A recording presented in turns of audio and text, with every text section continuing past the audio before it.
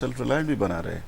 उसी तरह से एक अमीर घर का बच्चा यदि कार्ड बना करके अपने आप को सपोर्ट कर रहा है तो उसको हो सकता है पैसे का रोल उसमें नहीं हो ज़्यादा, फिर बट भी उसे क्रिएटिविटी कॉन्फिडेंस मिलेगा। क्रिएटिविटी उसकी बढ़ेगी। ये बच्चों के बनाए हुए पैक को हम लोगों से रिक्वेस्ट करते हैं कि कैसे इन पैक को आप यूज़ कर सकें गिफ्टिंग आइडियाज़ में, अलग अलग टाइम में आप लोगों को गिफ्ट कर सकें, इस कार्ड्स को अलग अलग ओकेज़न पे आप यूज़ कर सकें। ये ग्रीटिंग कार्ड्स का जो कॉन्सेप्ट है काफ़ी प्यारा कॉन्सेप्ट है। ये बच्चों के बनाए हुए लाइव कार्ड्स हैं। तो इसको आप कैसे प्रोत्साहन देते हैं? अगर जो कार्ड्स बनते हैं, जो बच्चे बनाते हैं, वो कहाँ कहाँ कैसे आप उन्हें लोगों तक पहुँचाते हैं और ये मैसेज देते हैं कि बच्चे कुछ नया कर रहे हैं? ये कॉर्पोरेट्स को हम लोग रिक्वेस्ट कर रहे हैं, डिफरेंट हॉस्पिटल को रिक्वेस्ट कर रहे हैं, बिजनेस ऑर्गेनाइजेशन को रिक्वेस्ट कर रहे हैं कि आप इन कार्ड्स को यूज़ करिए। दो तरह से वो लोग इस कार्ड्स को यूज़ करते हैं। एक तो इंडिविजुअल कार्ड है, इस कार्ड्स को जैसे एक डॉक्टर यूज़ कर सकता है गेट वेल सून कार्ड के रूप में। वो हर एक डिस्चार्ज पेशेंट को विश कर रहा है कि भाई आप हमारे यहाँ से ट्रीटमेंट कराएं और हम आपको विश करते हैं कि जल्दी से जल्दी आपकी स्पीडी रिकवरी हो सके। दूसरी तरफ से कॉर्पोरेट इसको इस कार्ड्स के पैक को as a gift pack use कर रहे हैं। उनको यदि दिवाली में नए साल में गिफ्ट देना है तो जो गिफ्ट दिया उसके साथ साथ ये कार्ड का पैक भी लगाया। इस तरह से लोग उसको यूज़ कर रहे हैं और ये कार्ड को हम लोग एक एजुकेशनल बॉम्ब के रूप में बोल रहे हैं कि जो बनाने वाला बच्चा है इसलिए बना रहा है कि वो चाहता है कि हमारे देश के सारे बच्चों को एजुकेशन मिल सके। जो खरीदने वाला है वो इसलिए खरीद रहा है कि बच्चे के इस कॉज को हम सपोर्ट कर सकें और मिल करके फिर डिमांड यदि ये बढ़े कि सारे बच्चे को क्वालिटी एजुकेशन चाहिए।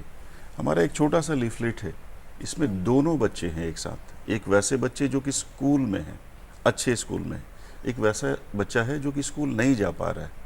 नहीं जा पा रहा अपने वजह से नहीं, हम लोगों ने उसको दिया नहीं फैसिलिटी। यदि हम उसको स्कूल की फैसिलिटी दें तो वो भी पढ़ लिख करके अपने आप को, अपने फैमिली को, हमारे को आगे बढ़ाएगा। ये हमारी जिम्मेवारी है कि कैसे हम उसको आइडियल स्कूल दे सकें। यदि हम फेल हैं तो उसका जो खामियाजा है हमें ही भुगतना पड़ रहा है। हम जेल बनाते हैं और जेल में आजकल जगह नहीं है। क्यों जेल बनाने की ज़रूरत है? हम कोर्ट बनाते हैं और कोर्ट में पेंडिंग केसेस काफ़ी हैं। हम पुलिस की व्यवस्था करते हैं, पुलिस कम पड़ जा रही है। क्यों? ये तीनों को कम करने के लिए क्या हमें स्कूल अच्छे नहीं बनाने चाहिए?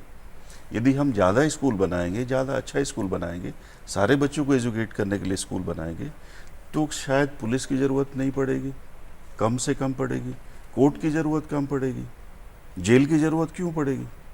एक बच्चे को पढ़ा रहे हैं तो जेल जाने के लिए थोड़ी पढ़ रहा है, वो तो अच्छे काम करने के लिए पढ़ रहा है। जिस बच्चे को अच्छे से पढ़ाए वो क्यों जाएगा कोर्ट में? क्यों पुलिस की ज़रूरत होगी उसको? तो हम लोग यदि स्कूल नहीं बनाएंगे तो हम लोग को ज़्यादा जेल बनाना पड़ेगा। इस कॉन्सेप्ट को हम लोग को सोचना पड़ेगा। और याद रखिए, जेल में सिर्फ वही नहीं है जो कि जो बाहर जो लोग हैं, लोग ऑलमोस्ट सारे लोग जेल जाने के काबिल हैं, वो मैनेज करके बाहर हैं। हमारा स्कूल हमें बताता है कि सुप्रीम कोर्ट ऑफ योरसेल्फ तुम हो। यदि हम अच्छे से स्कूल नहीं बनाएंगे तो हमें लगेगा कि सुप्रीम कोर्ट तो बाहर है, तो बाहर को मैनेज करो। तो ढेर सारे लोग बाहर की कोर्ट को मैनेज कर ले रहे हैं, तो जो नहीं मैनेज कर पा रहे हैं वो जेल जा रहे हैं, जिनको पुलिस पकड़ रही। जो मैनेज कर पा रहे हैं उनको पुलिस नहीं पकड़ पा रही, वो जेल नहीं जा रहे हैं। लेकिन यदि हम स्कूल कॉलेज के through supreme court of yourself बनाते हैं तो हर एक बच्चा सोचेगा कि ये गलत काम मैं क्यों करूँगा। मैं जेल जाने से अपने आप को अवॉइड तो करा सकता, बट अपने आप को क्या जवाब दूंगा? ये बात तो स्कूल कॉलेज से ही निकलेगी और अच्छे एजुकेशन से ही निकलेगी। बिल्कुल सही कहा आपने। और मुझे लगता है कि आत्मनियंत्रण रखने के लिए खुद पर गलत और सही को चुनने के बीच में, कि इन दोनों के बीच में क्या चुनना है, इसके लिए हमें खुद प्रयास करना होगा। हमें किसी बाहरी चीज़ को या कोई भी व्यक्ति हमें आके बोले कि ये कार्य गलत है या ये सही है, आप इसे नहीं करो, आप इसे करो, तो उससे पहले हमें ये कोशिश करनी चाहिए कि मेरा मन खुद कहे कि ये कार्य गलत है, ये इसे मुझे नहीं करना चाहिए और ये हम ना करें। तो ये सुधार ला सकता है पूरे समाज में। और स्कूल्स को भी चाहिए कि वो बुकिश नॉलेज के साथ साथ वैल्यू एजुकेशन भी स्टूडेंट्स को दे, ताकि उसके अंदर वो सच्चाई आ सके, वो जान सके कि उसे क्या करना है और क्या नहीं। और वैल्यू एजुकेशन में एक इम्पॉर्टेंट बात है, values are always caught, it's never taught. एक बार एक रेस्टोरेंट में हम लोग खाना खा रहे थे, मेरा बेटा मेरे साथ था, बहुत प्यारा बच्चा है, अगस्त नाम है उसका, और सामने वाले ड्रिंक कर रहे थे। तो मैंने बेटा से पूछा कि बेटा यदि मैं खूब ड्रिंक करूं तो तुमको मोटिवेट कर पाऊंगा क्या कि तुम ड्रिंक मत करो? तो हंस के बोला कि नहीं, आप मोटिवेट नहीं कर सकते। फिर ये मैंने लाइव एग्जाम्पल बताया। जी यदि हम अपने बच्चे को मोटिवेट करना चाह रहे हैं तो हमें एग्जाम्पल के रूप में मोटिवेट करना पड़ेगा। ये फैमिली की बात है। जी हमें डरना होगा, यदि हमारे में कुछ गलतियां हैं तो उसको छोड़ना होगा या उसको छुपाना होगा। छुपाने से बेहतर कि छोड़ने की कोशिश करें। उसी तरह से समाज में भी, जी समाज कैसे मोटिवेट करे हमको ईमानदार बनने के लिए। यदि एक टीचर काफ़ी प्यार से पढ़ाई कराते हैं बच्चों को, क्या हमारा समाज एक टीचर की बेटी के साथ इसलिए शादी करने को तैयार हो जाता है कि टीचर की बेटी है, ये जानते हुए कि उनके पास पैसा कम होगा? नहीं। यदि हमारा समाज इस बात के लिए तैयार है कि वैसे घर में शादी करो जहाँ ज़्यादा से ज़्यादा पैसा आ सके, तो समाज मोटिवेट नहीं कर रहा है लोगों को ईमानदार बनने के लिए। उसी तरह से हमारा स्कूल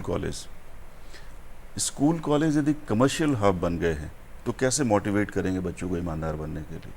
ये जो किताब वाली बात मैंने कही, ये किताब को कम से कम 2 साल चलाइए। स्कूल कॉलेज की लाइब्रेरी में किताब 20 साल 30 साल तक रहेगा और कोर्स की किताब हर एक साल चेंज हो जाएगी। क्यों चेंज हो जाती है किताब? सारे लोग जानते हैं कि शायद ये पब्लिशर्स और स्कूल ओनर्स की मिलीभगत होती है। और यदि बच्चे भी जानते हैं तो फिर उनको लगेगा कि ये ईमानदारी की बात क्यों कह रहे हैं भाई, आप खुद बेईमान हैं और ईमानदारी के बाद हमको सिखा रहे हैं। Not possible. आजकल एक ट्यूशन का भी, कोचिंग का भी काफ़ी प्रचलन चला हुआ है। बच्चे बार बार इस बात के लिए कंप्लेन करते हैं कि हमारे टीचर शायद टाइम टू टाइम मोटिवेट कर देते हैं कोचिंग में आने के लिए, ट्यूशन में आने के लिए। यदि आप ईमानदारी की बात नहीं करते हैं तो ईमानदारी की बात के लिए मोटिवेट भी नहीं कर सकते। ये संभव नहीं है। यदि स्टूडेंट को पता चलता है कि हमें स्ट्रगल करके यहाँ पे, पैरवी करके यहाँ पे, वो पैसा दे करके एडमिशन लेना पड़ा है, यदि करप्शन का सहारा लेना पड़ा है, तो किसी भी प्रिंसिपल को, किसी भी टीचर्स को बच्चा सुनना पसंद नहीं करेगा जिसको जानता हो कि ये ईमानदार हो करके नहीं बोल रहे हैं। और ईमानदारी की बात चेहरे पे झलकती है। वर्ड्स के थ्रू आप मोटिवेट नहीं कर सकते। महात्मा गांधी का सफल होने का जो सबसे बड़ा कारण था वो ये था कि वो जो सोचते थे उसको बोलते थे और उसको करते थे। आप स्कूटी चलाते हैं, आप सोचिए स्कूटी चलाने में क्या क्या चीज़ की ज़रूरत है। प्रॉपर कोऑर्डिनेशन चाहिए, ब्रेक का, एक्सीलेटर का। ये कोऑर्डिनेशन नहीं होगा तो आप स्कूटी नहीं चला पाए, गाड़ी नहीं चला पाएंगे।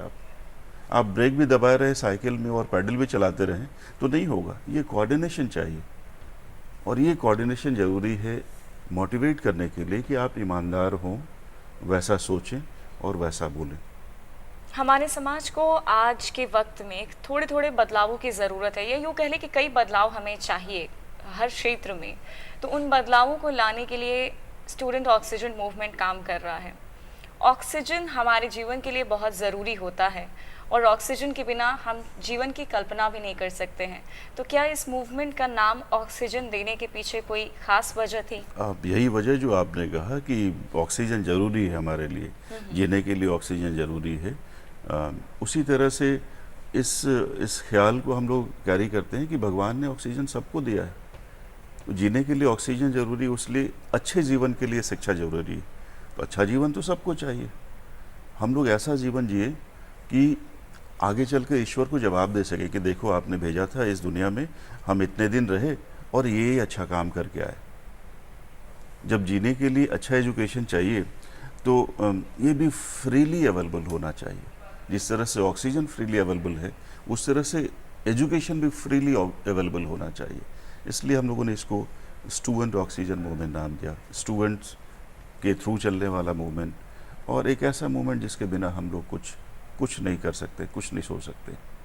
तो जो भी बच्चे, जैसे आपने बताया कि 11th 12th और इस तरह के बच्चे, इन क्लासेस के बच्चे इस मूवमेंट से ख़ास तौर पर जुड़े हुए हैं, तो वो बच्चे जब आगे चलकर कुछ अच्छा अचीव करें, क्योंकि 11 साल हो गए हैं इस मूवमेंट की शुरुआत हुए, तो क्या वो वापस आ करके, या आपको लगता है कि वो फिर से इसी चीज़ से जुड़े हुए हैं अभी तक? मोस्ट ऑफ द टाइम वो लोग जुड़ते हैं। और दूसरी बात है, ये ऑक्सीजन मूवमेंट जो है कोई जूते की दुकान नहीं है कि आप यहाँ का जूता यूज़ करिए, कोई कपड़े की दुकान नहीं है ये। यदि हमारे से जुड़े हुए बच्चे चेन्नई में हो, कैलिफोर्निया में हो, वहाँ पे भी अपने